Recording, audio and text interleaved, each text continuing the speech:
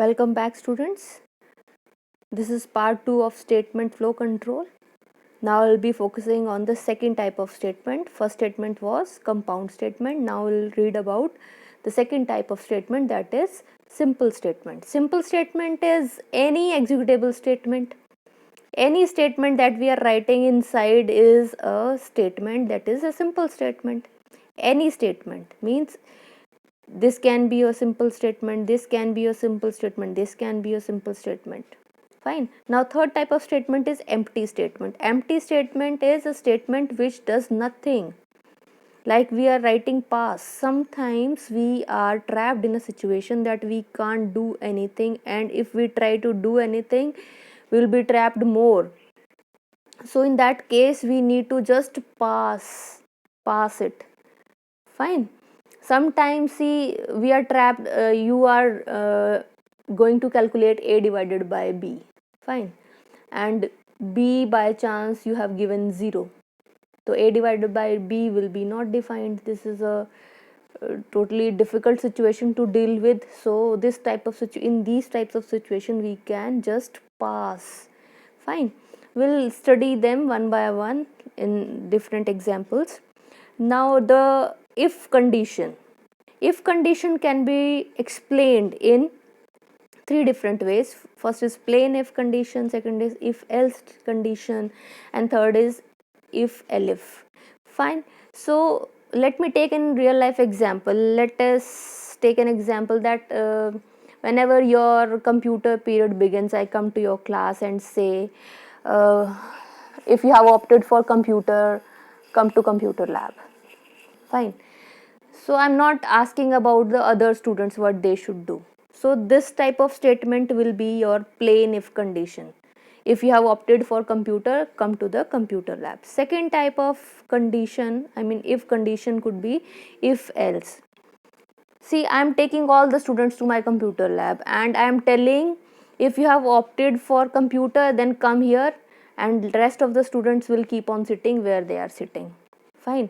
So this will be if you have opted for computer, come here. Else, if you have not opted, be seated wherever you are. Fine. So this, for this type of statement, this type of problem will be using if else. And if elif means you have multiple options. I come to your class, I told you, beta, if you have opted for computer, come here. If you have opted for music, go there. If you have opted for physical education, go there. So when we have multiple options with us and multiple answers can be there, so we will go with different if and elif conditions. So we will study them one by one. Along with it, we will be focusing on the syntax through the flow charts that will make you more clear about the concept. So if plain if की बात हम करेंगे right now. Test condition, see, if is always means it is giving you something, there will be a condition that is to be checked whether it is being satisfied or not. Fine. So plain if, I told you, if you are a computer student, then come to computer lab. I'm not talking about others. So the condition is, if you are a computer student, come to computer lab. True, come to computer lab. False, I am not discussing about. Fine. If else condition, I told you, I took all the students to computer lab, and there I said, if you have opted for computer, come near to me, and rest others, they were sitting wherever they were sitting. Fine. So, and they will be doing whatever they are doing, whatever task I will be defining to them. So condition check, you are a computer student, true, come here, read your computer book, and if not, read your book of your choice. Fine. Then if else condition. Fine. If else may you will be writing if condition here, and this group of statements will be executed, else this group of statements will be executed. Like he has taken example, if a is greater than 0.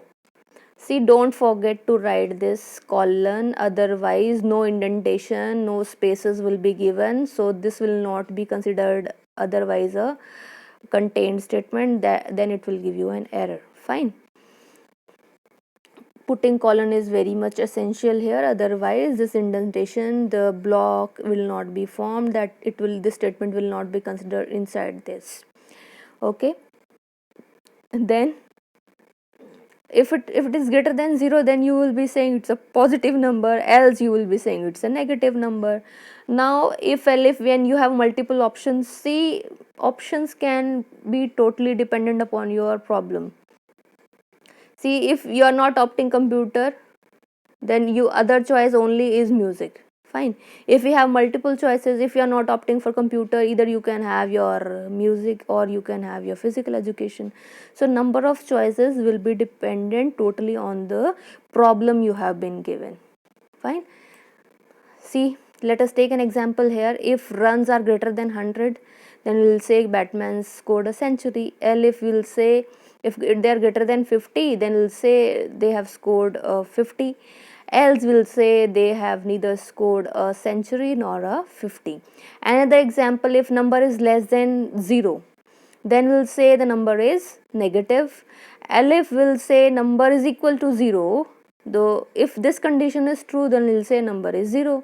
Else what we will say, number is a positive number, means if it is not less than 0, if it is not 0, that means what, number is greater than 0, and that will be a positive number. Fine. Similar is the example here. You need to tell, you will be entering a number within this range 0 to 999, and then this program will tell you whether the number, integer whatever has been entered, is a 1-digit number, 2-digit number, or 3-digit number. Fine. So firstly we'll take input from the user. For that we need to use this input function, and why int has been written, so that the whatever input has been given by the user should be converted into integer, otherwise input function accept input in form of string, and we don't want string, we don't want characters to be printed, we just want a number to be inserted inside this num variable. Fine. So if condition is being like number is less than 0, then we'll say, because we are supposed to enter a number between this range, so if it is less than 0, then we'll say this is not a valid number. If it is less than 10, so it's a 1-digit number. If it is less than 100, then it's a 2-digit number. If it is less than 999, then it's a 3-digit number. Else we'll say it is an invalid entry, because we are going out of range. Thank you. We'll be discussing rest of the part in next lecture. Thank you.